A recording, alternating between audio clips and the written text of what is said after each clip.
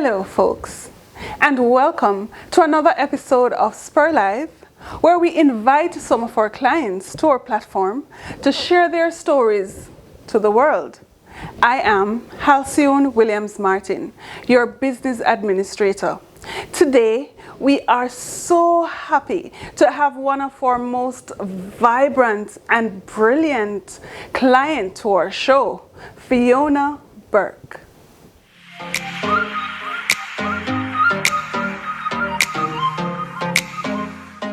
So Fiona, how are you?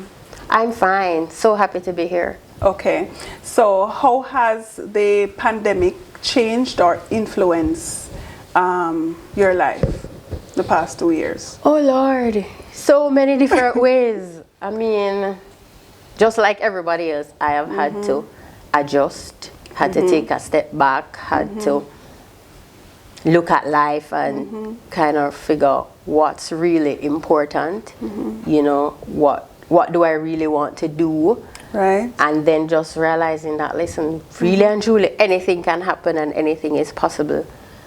And now I finally feel like, well, some people argue that the pandemic is not over, some people argue that it's over, but just kind of feeling like we are now better able to move on. Exactly. Right. So I feel a lot better than I did, certainly in the middle of it. Right. Yes, right. but it has been a good thing in a lot of ways. So we look at it as a bad thing, and yes, it was the amount of lives that were lost and just the fear and all of that. But it has also been a good thing because it has helped us, and certainly me, to put things into proper perspective, you know. Yes, and I totally agree with you, because some of the things you'll notice, even in my life, is during the pandemic, you really step out and do certain things that you don't think that, you know, you had the capacity to do before, you know.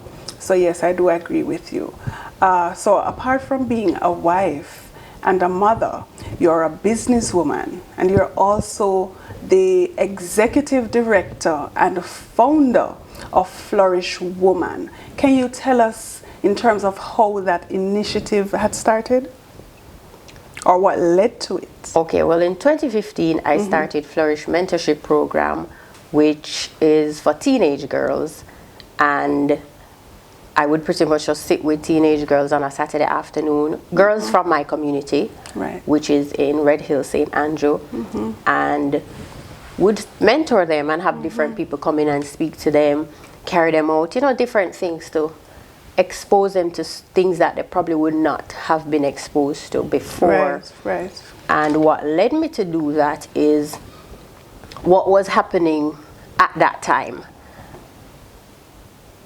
I remember one of the things being the issue with what was happening in the bus park, when they were the transport center, when they were coming home from school, and just all that craziness. At one point it was what was happening in the buses, the tinted buses with the loud music, and just feeling very concerned about these young women and what they were doing, and thinking ahead how their actions, you know, would affect them in the future. And I was like, you know, if what happens is that they really just need guidance, and if I could help, even if it's 1 or 2 or 3 girls, to give them that kind of guidance and say to them, listen, you know, doing all of this, it may be fun now and all of that, but at some point in the future, the decisions that you make now will affect you. And so that's where the idea came from, and then I started the program. It was 2015, and it has been very successful. And you mentioned the pandemic, and so once school closed, once, you know, we had to go on a lockdown, the program was aborted at that point. And then that is when I was able now to switch focus, because though teenage girls are my heart, seeing women win and seeing women thrive is a big thing for me as well. And so during that time now, I was kind of able to bring that back front and center, and you know, like, remind myself, oh, but this is something you wanted to do as well. You know, help women. Right. And out of that now I formed Flourish Woman, which pretty much it's different. So it's not meeting on a Saturday. It's very different. It's more hosting events or doing different activities, really with the aim of helping women in different ways to thrive. Okay. And so that's one of the things that the pandemic helped me to move into, if you know So what I mean. what you think the impact is like in terms of on these women, on these girls, how has it affected them in positively? Because of course it would affect them positively, but do you feel, or how do you see them, or how do they purview, you know, Flourish Woman, the whole initiative, and where they're at now as compared to where they were before? Well, for the girls, of course, you can't save everybody. Right. So there are times when you see a few of them with babies, or you know, that kind of thing, and you feel disappointed because this is exactly what you were trying to help steer them away from. At the same time, there are those set of girls who you will see doing so well. One of them who we had given a scholarship when she was ready to start high school, before she even came into the program. Right.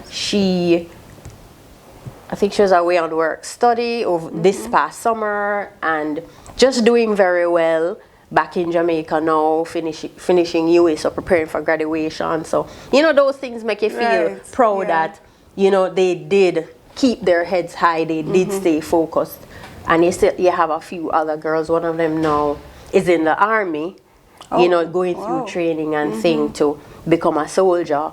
And you hear the stories, or sometimes you see them. So one of the ways that I know that the program is that impactful is that now when I walk in the community, I'm anti-Fiona. So I'm not only anti-Fiona to the teens, but I'm anti-Fiona to the brothers and the sisters as well, or even to the parents. So people call into me anti-Fiona and I don't even recognize them a lot of the times. And you know, sometimes people will even stop me randomly and just say, thank you for what you did for my daughter, that kind of thing. Recently, because I did a summer camp, but that included boys as well.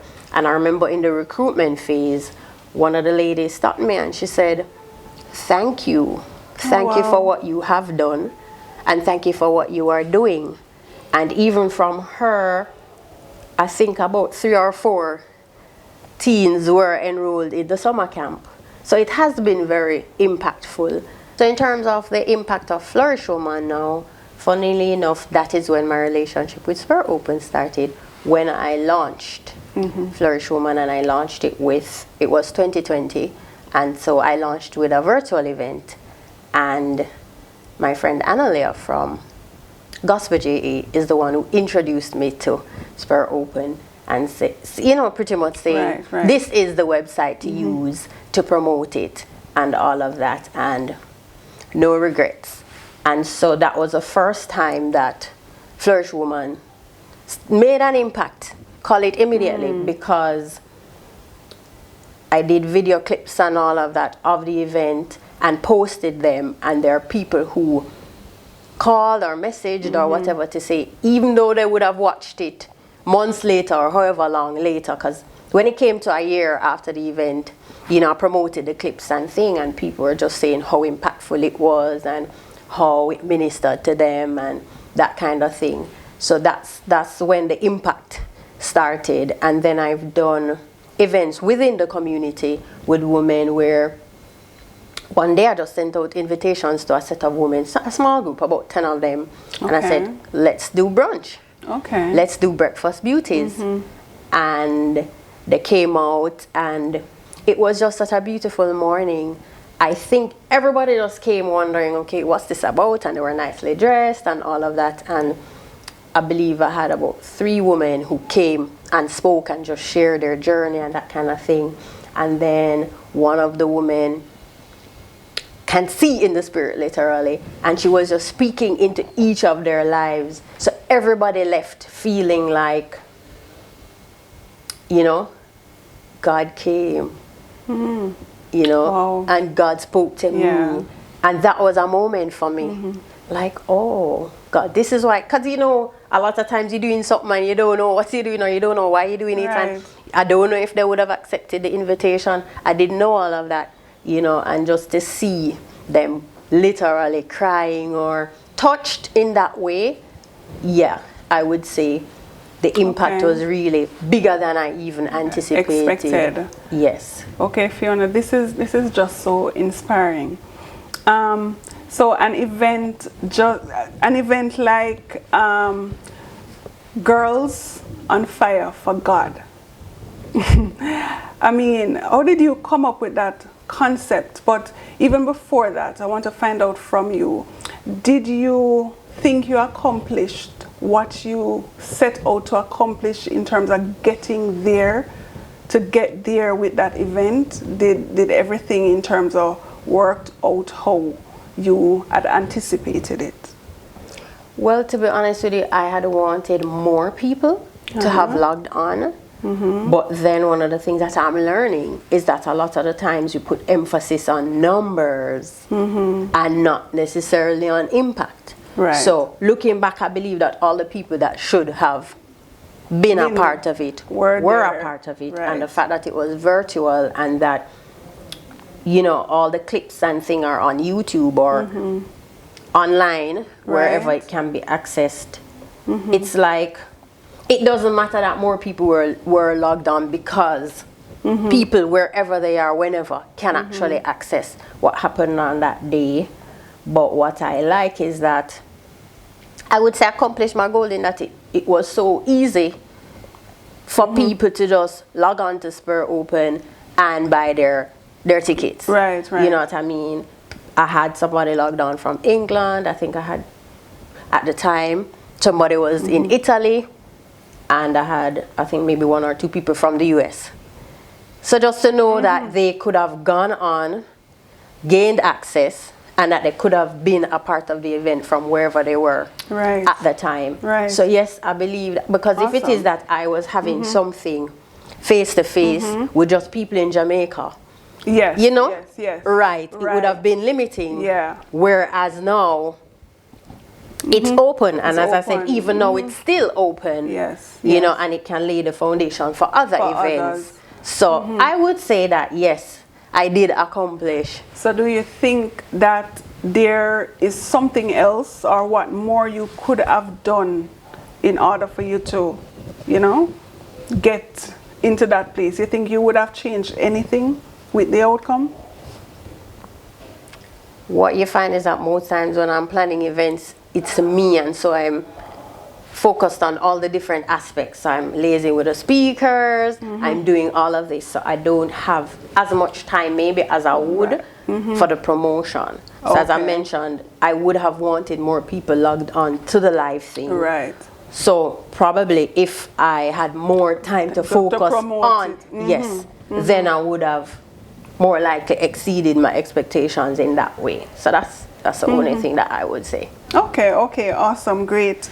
So for all our viewers out there, could you give a word of encouragement to someone who wants to emulate you, who wants to follow in your footsteps to promote their brand or their business? What kind of encouragement or advice would you give someone like that? Don't allow yourself to be intimidated. A lot of the times I think we look at the big picture and we look at what we want to accomplish because we have that goal or that vision in mind. And so we get intimidated by that, like, okay, how can I accomplish this on my own, or, you know, how can I really accomplish this? But I think what we really need to do, and that I'm still learning to do, is to look at the now. Okay, what step do I need to take now? So that is what I would encourage people to do. Focus on the little steps, or take that first step, because that first step will lead to the second step. And that's what happened when I started Flourish originally, where I thought that I wasn't qualified because I didn't do counseling and psychology and all this thing. I thought I didn't have the type of experience and all of that. But then I decided I am going to do this. And so I thought of, okay, I want to do a mentorship program. What do I need to do? So my first step was getting what it is that I saw in my mind out on paper. So I would encourage anybody, whatever it is that you're thinking, whatever that idea is to write it down. So whether you're going to put it in your phone, put it in your computer, or write it down in a journal, write it down. And then in writing it down, that helps you to flesh it out. So I remember that whole process of, okay, I want to do this every week for 3 months with the girls. I think that 2 hours is adequate, you know, and just kind of going through that until at the end of that process, there was a blueprint. And from there now, I actually started the program. So I would encourage anybody who wants to, whether it's a business, a non-profit, whatever it is, to start with that first step. Okay, awesome, great. Fiona, thank you so much for coming on our show and sharing your story. It's a story about, it's empowerment, it's motivation, it's giving persons a reason to move, to go on. Like there is something else out there. You can better yourself, you can step out of your shell, you can do what you need to do to achieve or to get there. So we really thank you, and always remember that Spur is always in your corner. We're always here for you. So thank you folks for tuning in another series of SpurrLIVE. See you next season.